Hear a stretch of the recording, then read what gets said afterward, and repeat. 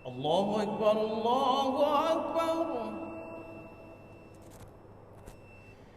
Babak kedua ini, belasan ini sangat banyak terkumpul di dalamnya peristiwa-peristiwa yang sangat hebat.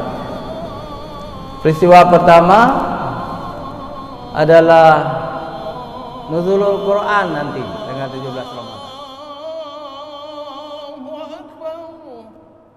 Assalamualaikum warahmatullahi wabarakatuh. Alhamdulillahi rabbil alamin, wa bihi nasta'inu ala umuri dunya waddin. Asyhadu an la ilaha illallah wahdahu la syarika lah, al-haqqul malikul mubin, wa asyhadu anna Muhammadan abduhu wa rasuluhu shadiqul wa'dil amin. Allahumma shalli ala sayyidina Muhammad wa ala alihi wa sahbihi ajma'in, amma ba'd. Puji syukur kita panjatkan kehadirat Allah Pencipta semesta alam. Dengan namanya kita minta pertolongan baik urusan dunia maupun urusan akhirat kita. Selawat dan salam kepada junjungan kita Nabi besar Muhammad sallallahu alaihi wasallam beserta keluarga dan sahabat beliau sekalian. Alhamdulillah, hari ini kita sudah berada di hari ke-10 bulan suci Ramadan. Satu babak sudah sempurna, yakni babak Rahman.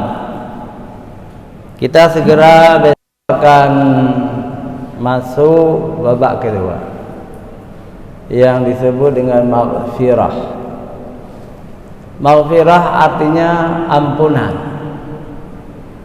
Mulai setelah Ramadan sampai 20 itu babak ampunan Allah Subhanahu wa taala kepada kita kalau kita berpuasa karena iman dan ihtisab.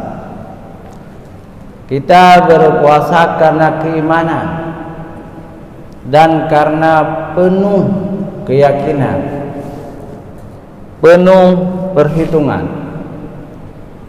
Allah akan mengampuni dosa-dosa kita setahun yang lalu. Dan ada juga hadis, ya, wa ba'daha, dan setahun yang akan datang. Tapi ini hadis yang kurang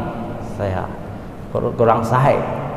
Yang sahih adalah yang setahun yang lalu. Jadi dosa-dosa kita akan diampuni oleh Allah setahun yang lalu. Di babak kedua ini, atau dalam bahasa kita Jawi kalau kami ngaji dulu, namanya likuran. Jadi bulan Ramadan ini dibagi kepada 3 likuran. Likuran pertama rahmat, likuran kedua maghfirah, dan likuran ketiga itqun minannar, pembebasan dari api neraka yang ketiga nanti. Ini kita akan lihat dalam sejarah babak kedua ini, belasan ini sangat banyak terkumpul di dalamnya peristiwa-peristiwa yang sangat hebat. Peristiwa pertama adalah nuzulul Quran nanti tanggal 17 Ramadan. Beriring dengan nuzulul Quran juga tanggal yang sama, ya. 17 Ramadan juga nanti. Itu ada satu malam Lailatul Qadar yang lebih mulia, lebih baik dari 1000 bulan ibadah. Ini di belasan juga. Kemudian proklamasi Islam 17 Ramadan juga. Kemudian lagi terjadi perang ya antara umat Islam dan orang-orang kafir Quraisy 17 Ramadan juga. Jadi semua terhimpun di 17 Ramadan. Maka babak kedua ini sangat penting. Perang Badar 17 Ramadan. Dan orang kafir hancur-hancuran, orang Islam menang gemilang, dibantu oleh 3.000 malaikat yang turun dari langit menjadi tentara yang diberi tanda. Luar biasa 17 Ramadan. Maka hadirin shaimin wa shaimat rahimakumullah, jangan kita seperti orang terlalu awam dengan Islam, tetapi kita harus menggunakan pikiran yang tajam, karena Allah juga memerintahkan kita, afala ta'qilun, apakah kamu tidak berpikir? Padahal telah diturunkan Al-Quran, kitab mulia, kitab ilmu pengetahuan di dalamnya. Tetapi mengapa kamu terlambat? Terlambat memikirkan apa yang harus kamu pikirkan? Mengapa kamu sibuk dengan yang tidak penting? Kenapa kamu lupa yang penting-penting untuk keseharianmu, untuk hidupmu? Mengapa kamu lupakan? Kembali kita kepada 5 ayat pertama. Bismillahirrahmanirrahim. Iqra bismi rabbikal ladzi khalaq. Khalaqal insana min 'alaq. Iqra wa rabbukal akram. Alladzi 'allama bil qalam. 'Allamal insana ma lam ya'lam. Coba kita renungkan sekarang ini. Bacalah hai Muhammad, bacalah hai umat Islam. Kan begitu seruan Allah, perintah membaca. Iqra bismi rabbikal ladzi khalaq, dengan nama Tuhanmu yang telah menciptakan, yang menciptakan kamu dari segumpal darah. Itu perintah membaca. Ketika Al-Quran turun belum ada tulisan Arab, belum sempurna, belum ada titik ba, belum ada titik ta, belum ada titik ha, apakah, belum ada titik yang lain-lainnya. Itu kemudian disempurnakan di zaman Sayyidina Ali. Dua tokoh, Abu Aswad Ad-Duwali dan Sayyidina Ali bin Abi Thalib, menyempurnakan supaya orang non-Arab bisa membaca. Kalau ba 1 titiknya di bawah, kalau ta 2 titiknya di atas, kalau sa 3 titiknya, kalau ha tidak ada titik, jim di bawah titik, ha di atas titik, dan seterusnya. Ini yang disuruh membaca. Jadi bukan membaca yang tertulis saja, yang belum tertulis pun wajib dibaca. Kekurangan wajib disempurnakan. Itu maksudnya. Nah, akhirnya umat Islam bukan hanya di Aceh, tetapi di seluruh dunia terlambat membaca. Nah, tapi untuk dunia kita tinggalkan saja. Kita lihat saja di Aceh betapa kita terlambat membaca. Lalu saya berikan contoh-contohnya. Aceh atau Indonesia lah, supaya lebih luas lagi. Aceh atau Indonesia. Terlambat orang-orang Indonesia padahal mereka sudah muslim abad ke-14. Lebih kurang 800 tahun yang lalu Indonesia ini sudah muslim. Tapi terlambat membaca. Akhirnya orang-orang Cina yang umumnya bukan muslim, mereka lebih cepat membaca. Ini untuk Indonesia, juga Aceh.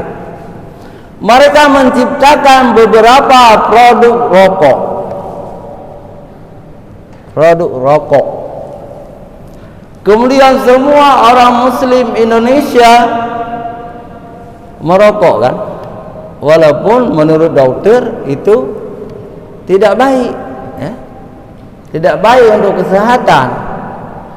Tetapi satu orang Islam merokok semalam katakanlah 20 batang. Jumlah umat Islam di Indonesia ini 130 jutaan. Kali 20 batang mungkin 400 juta batang rokok. Semua uang itu untuk non-Islam. Akhirnya non-Islam kaya raya, dan mereka juga kadang-kadang menyumbang untuk Yahudi terkutuk yang memerangi Palestina. Itu di segi rokok saja. Kenapa orang Islam tidak mampu? Bisa orang Islam merokok. Di Aceh juga ada rokok. Di Aceh ada juga sekarang pabrik rokok. Tetapi kalah dengan orang non-Islam. Ji Samsu non-Islam, Gudang Garam non-Islam, Jarum non-Islam. Kita terlambat Iqra. Itu baru rokok. Kita maju sedikit lagi. Kita di bulan Ramadan butuh sirup untuk buka puasa. Butuh sirup. Sirup itu artinya meracik air dengan air gula kan? Air gula itu baik, air tebu. Tapi bagaimana meracik itu sampai cocok dengan lidah Aceh, sehingga orang Aceh suka sirup itu. Ini juga tidak mampu dibaca oleh umat Islam. Akhirnya dibaca oleh China juga non-Islam. Dulu tinggal di Aceh mereka itu. Sirup Capatung. Cihino di mana Aceh awal? Di Banda Aceh, di Kampung Mulia. Tetapi kemudian mereka mengembang lagi supaya lebih banyak lakunya, mereka pindah ke Medan. Akhirnya 4 juta orang Aceh juga minum sirup Capatung. Belum lagi tamu-tamu, ya. Coba kalau orang Islam punya, ya, luar biasa. Tetapi kita tidak, terlambat membaca. Iqra bismi rabbikal ladzi khalaq, kita terlambat. Akhirnya apa yang terjadi? Kita minum punya non muslim, mau punya orang Islam tidak ada. Nah, ini perlu renungan. Dan masih banyak lagi, bukan saja rokok, bukan saja sirup Capatung, tetapi kebutuhan-kebutuhan yang lain, ya. Non-Islam punya, non-Islam. Sekarang air minum 60% air minum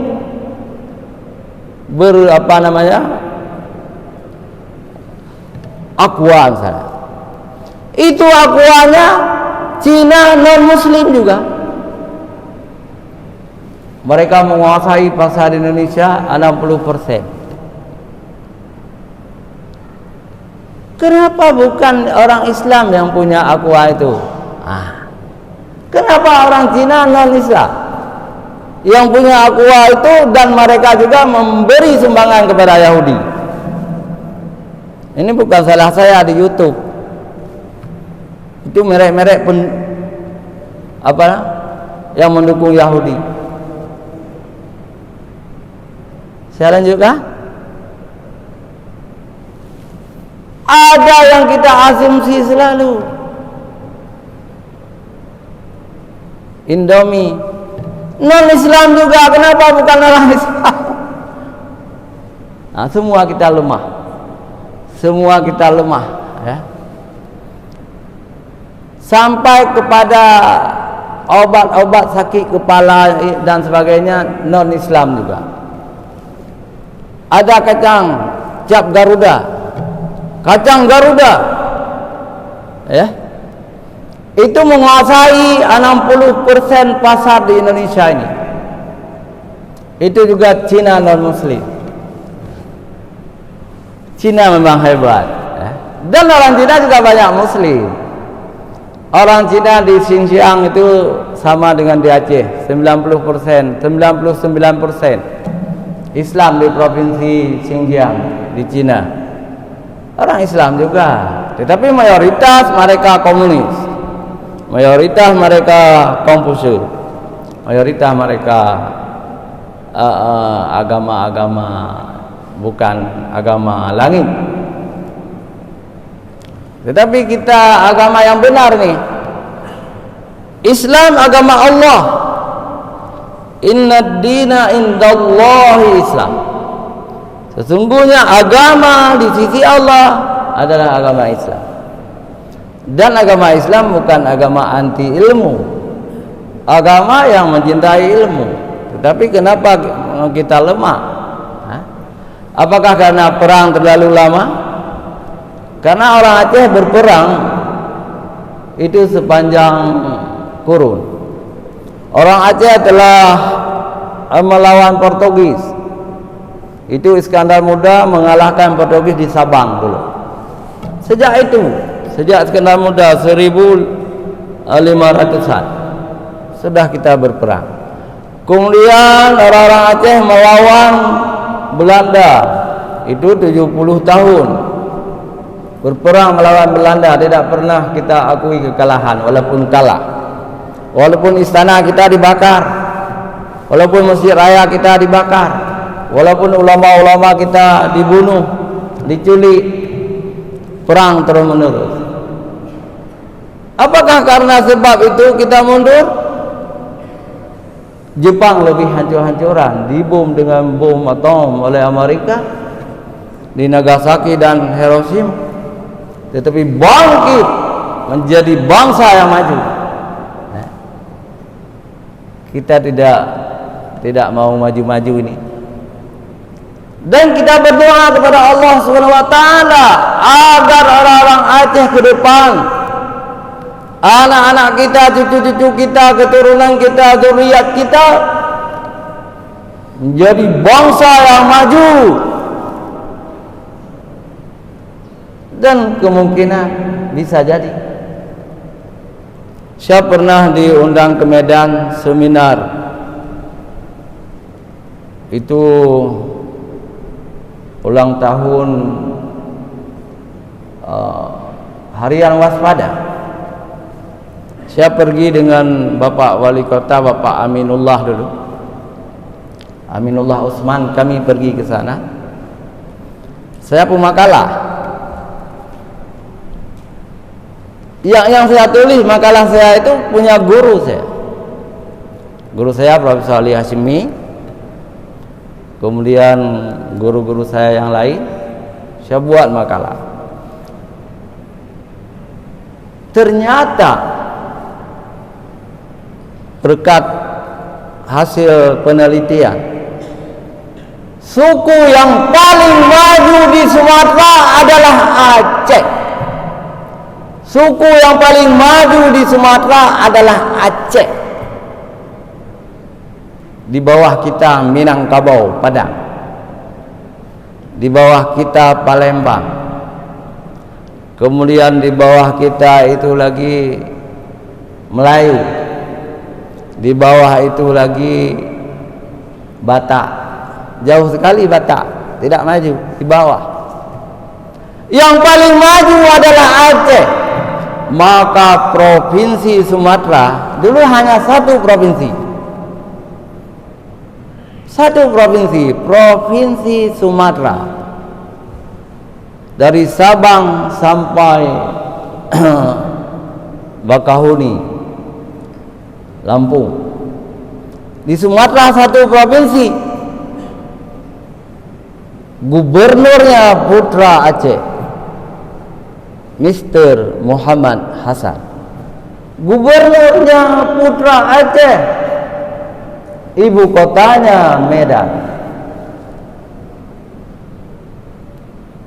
Semua tunduk kepada Aceh, tunduk kepada orang Aceh.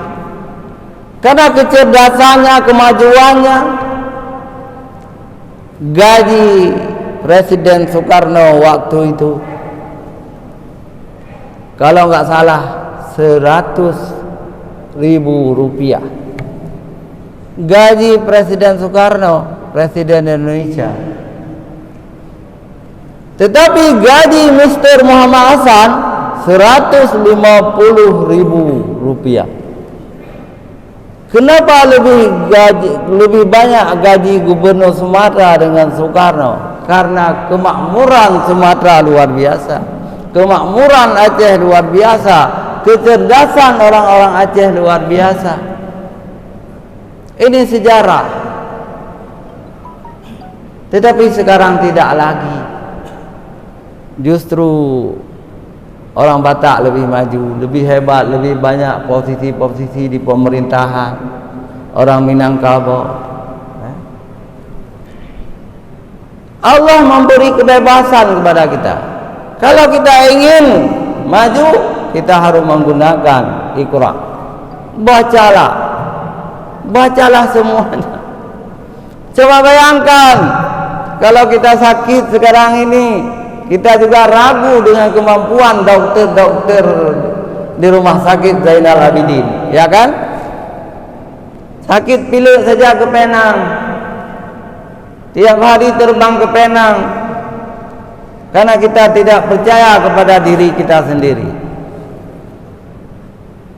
Kita lebih percaya kepada dokter-dokter di Penang yang notabene-nya bukan Islam. Ada juga dokter Melayu yang beragama Islam, tetapi dokter Cina bukan Islam, dokter India bukan Islam di Penang itu.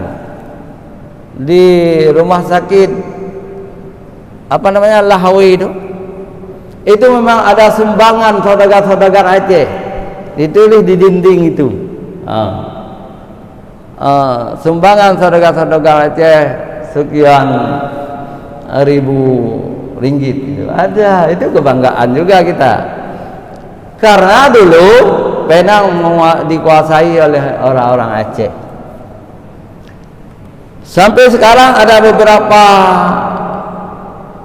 kampung orang Aceh di situ. Ada beberapa kampung, antara lain ya tempat rumahnya Piramli. Jadi Piramli itu orang Aceh Utara, ayahnya. Jadi di kampung itu ada Masjid Aceh, Labuh Aceh, itu kampung-kampung di Penang. Dan ada seorang yang paling kaya raya di situ, namanya Tengku Abu Bakar. Abu Bakar ini Aceh Barat, beliau orang Melabu. Sekarang masih hidup anaknya, Zaidi Abu Bakar namanya. Orang yang paling kaya, punya masjid Aceh. Apa yang ingin kita katakan? Ternyata orang Aceh dulu hubungannya bukan ke Jakarta, hubungannya ke Singapura, ke Penang, ke Kuala Lumpur, karena lebih dekat. Dan mereka mampu menguasai ekonomi di Malaysia, menguasai ekonomi Singapura dulu orang Aceh, menguasai ekonomi Penang. Tapi sekarang tidak lagi. Itu sebuah kemunduran juga. Hadirin sidang jemaah Jumat yang dirahmati Allah, sebenarnya untuk menguasai ekonomi perlu juga menguasai politik. Maka politik dalam Islam bukan sesuatu yang dilarang. Dulu ulama-ulama besar Aceh politikus. Saya ingin menyebut beberapa orang. Tengku Daud Beri. Itu politikus, ya. Politikus. Mendirikan pusat, menguasai Aceh, menjadi gubernur. Begitu juga ulama-ulama sedaman dengan beliau. Tengku Abdul Wahab Selimung, itu ulama besar, politikus. Politikus menjadi, kalau nggak salah saya, kepala kantor departemen agama Pak Anwar apa ya? Betul ya? Kepala kantor Kahwil departemen agama. Begitu juga yang lain. Abu Mudawadi, politikus. Abu Kungkale, politikus. Jadi iya, ya. Alhamdulillah, syahwat untuk menjadi politikus masih banyak orang Aceh, ya. Artinya keinginan yang positif, tidak masalah. Selamat kepada yang sudah terpilih menjadi anggota DPR A, DPRK, anggota DPR pusat dan seterusnya. Tetapi kita memberi tausiah kepada mereka, wahai wakil-wakil kami, wakil rakyat mereka itu, wakil kita, termasuk anggota utusan daerah. Cintailah Islam, berpolitiklah sesuai dengan syariat Islam, pikirlah agama ini, bantulah pesantren-pesantren, bantulah anak-anak sekolah, bantulah orang-orang fakir miskin, jangan korupsi, minta ampun kepada Allah, berpolitik yang diridai oleh Allah. Kami rakyat juga senang kepada bapak-bapak dan ibu-ibu yang sudah terpilih, ya. Berpolitiklah secara Islam, karena tidak haram politik itu kalau kita memperjuangkan kepentingan Islam. Siapa pernah menjadi anggota DPR A? Karya saya hebat. Waktu itu gubernur saya Bapak Dr. Anwar Abu Bakar. Pak, saya termasuk orang yang membuat undang-undang Aceh UUPA. Saya timnya. Dan ketika saya menghadapi Presiden Megawati, SBY, Abdurrahman Wahid, saya dipercaya juru bicara saya dengan Megawati, dengan Abdurrahman Wahid. Kita minta supaya disahkan UU UPA, dan kemudian setuju semua tokoh-tokoh nasional itu. Itu karya agung kita. Itu akan mendapat pahala terus mengalir sepanjang undang-undang itu masih digunakan di Aceh. Bukan hanya kami anggota DPR yang dapat pahala mengalir terus-menerus. Itu amal saleh. Tetapi Bapak Anwar Abu Bakar waktu itu gubernur Aceh juga mengalir pahala terus-menerus. Jabatan boleh tidak ada lagi. Anggota DPR boleh sudah meninggal dunia. Pak Anwar nanti boleh meninggal dunia. Tetapi kebaikan yang beliau lakukan waktu berpuasa tetap mengalir pahala. Dalam hadis sahih dikatakan oleh Rasulullah, "Man dalla ala khairin falahu mithlu ajrin fa'ili." Barang siapa menunjuki kebajikan, lalu orang itu berbuat kebajikan atau terlindung dengan kebajikan itu, maka pahalanya seperti orang yang menunjukkan itu. Pahala mengalir terus-menerus. Kita jangan hanya berpikir untuk dunia saja, mengumpul harta sebanyak-banyaknya, jangan. Enggak usah kaya-kaya raya. Boleh kaya, tetapi jangan lupa zakat. Zakat itu wajib, rukun Islam. Jangan lupa sedekah. Kalau beramal, kalau boleh jangan ambil gaji. Apakah mampu? Bisa. Bisa. Saya dirikan TPQ Plus Baitur Rahman. Sejak saya dirikan sampai sekarang 30 tahun sudah, saya ketua umumnya. Ini bukan ria di kabur, tapi bukan. Untuk menjadi bagian keikhlasan. Sebagai contoh, motivasi kepada adik-adik saya. Saya tidak mengambil gaji 1 rupiah pun, malah menyumbang untuk TPQ Plus Baitur Rahman. Sampai sekarang TPQ Plus Baitur Rahman masih jalan dan sangat maju, terbaik di Aceh. Saya masih ketua umumnya. Saya dirikan Gema Baitur Rahman, koran masjid, satu-satunya masjid yang ada koran di Indonesia adalah Masjid Raya Baitur Rahman. Tiap Jumat keluar, terbit. Saya pimpinannya sampai sekarang, tidak ada gaji 1 rupiah pun. Untuk akhirat saya itu. Saya juga yang mendirikan pustaka Masjid Raya. Dulu tidak ada pustaka Masjid Raya. Waktu saya ketua remaja Masjid Raya, saya minta ruang itu, saya buat pustaka. Cukup maju sekarang, dan kita tidak ambil gaji di situ.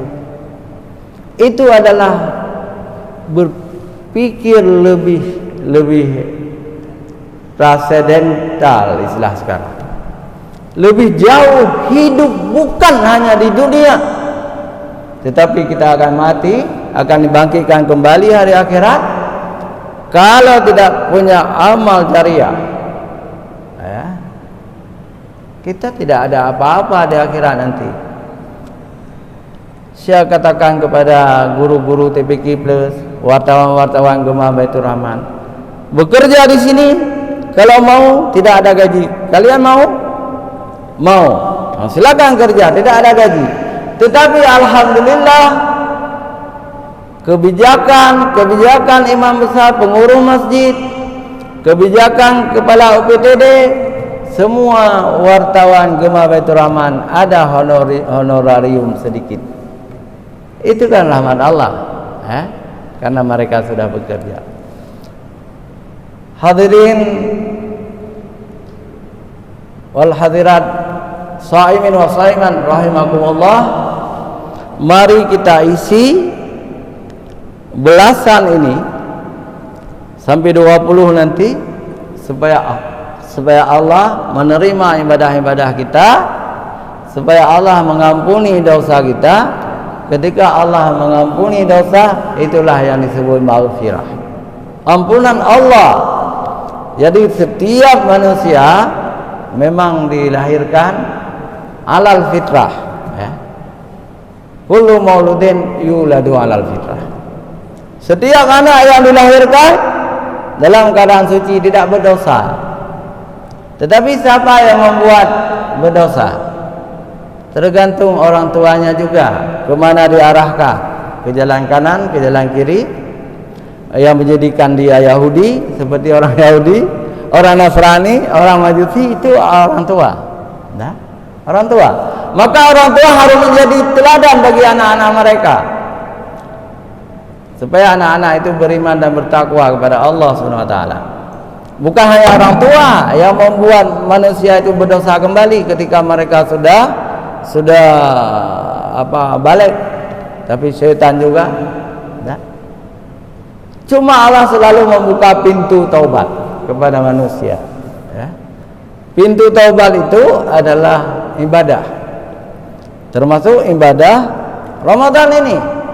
Dari Ramadan ke Ramadan, dari Jumat ke Jumat, dari hari-hari puasa ke hari puasa, semua diampuni dosa oleh Allah.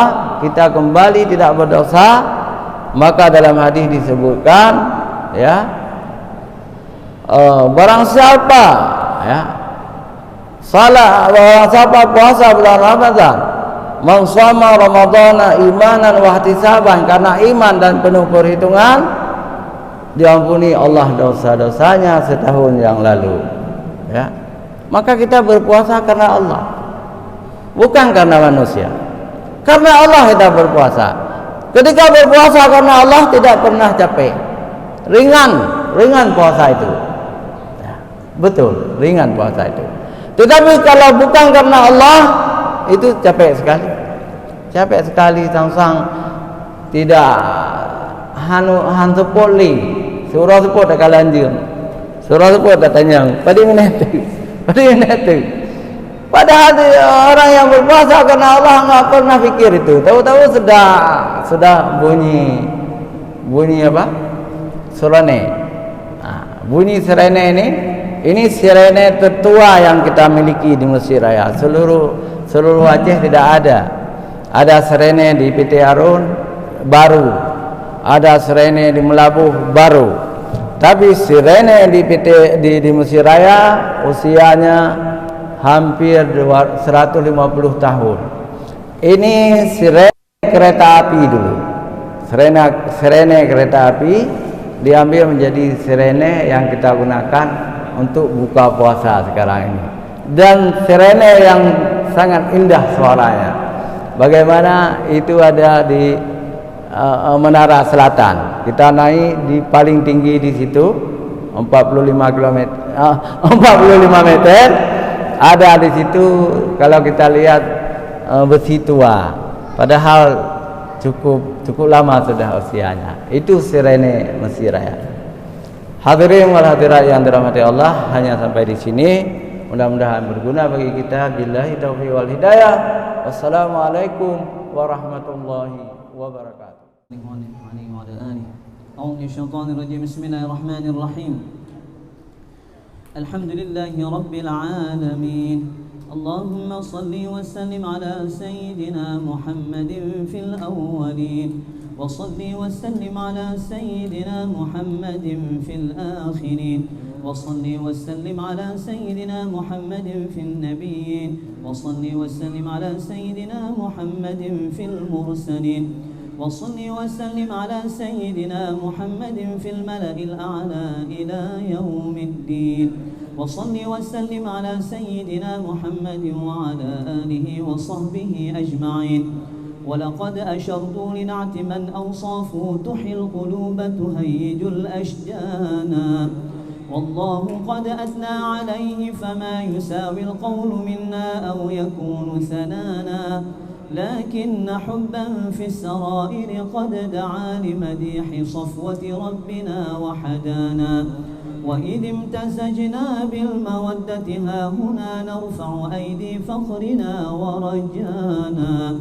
للواحد الأحد العلي إلهنا متوسلين بمن إليه دعانا مختاره وحبيبه وصفيه زين الوجود به الإله حبانا يا ربنا يا ربنا يا ربنا بالمصطفى اقبلنا أجب دعوانا أنت لنا يا ذخرنا في هذه الدنيا وفي أخرانا أصلح لنا الأحوال واغفر ذنبنا ولا تؤاخذ رب إن أخطانا واسلك بنا في نهج طه المصطفى ثبت على قدم الحبيب خطانا أرنا بفضل منك طلعة أحمد في بهجة عين الرضا ترعانا واربط به في كل حال حبلنا وحبال من ودى ومن والانا والمحسنين ومن أجاب نداءنا وذوي الحقوق وطالبا أوصانا والحاضرين وساعيا في جمعنا ها نحن بين يديك أنت ترانا ولقد رجوناك فحقق سؤلنا واسمع بفضلك يا سميع دعانا وانصر بنا سنة طه في بقاع الأرض واقمع كل من عادانا وانظر إلينا واسقنا كأس الهنا واشف وعاف عاجلا مرضانا واقضي لنا الحاجات وأحسن ختمنا عند الممات وأصلح عقبانا. Sama-sama. يا ربي واجمعنا وأحبابا لنا في دارك الفردوس يا رجوانا. يا ربي واجمعنا وأحبابا لنا في دارك الفردوس يا رجوانا. يا ربي واجمعنا وأحبابا لنا في دارك الفردوس يا رجوانا. بالمصطفى صل عليه وآله ما حركت ريح الصبا أغصانا. سبحان ربك رب العزة عما يصفون وسلام على المرسلين والحمد لله رب العالمين. الفاتحة ورحمة الله. أعوذ من الشيطان الرجيم. بسم الله الرحمن الرحيم. الحمد لله رب العالمين الرحمن الرحيم مالك يوم الدين عليه وعلى آله. أعوذ من الشيطان الرجيم. بسم الله الرحمن الرحيم. الحمد لله رب العالمين. اللهم صل وسلم على سيدنا محمد في الأولين وصل وسلم على سيدنا محمد في الآخرين وصل وسلم على سيدنا محمد في النبيين وصل وسلم على سيدنا محمد في المرسلين وصل وسلم على سيدنا محمد في الملأ الأعلى إلى يوم الدين وصل وسلم على سيدنا محمد وعلى آله وصحبه أجمعين. ولقد أشرت لنعت من أوصافه تحيي القلوب تهيج الأشجانا والله قد أثنى عليه.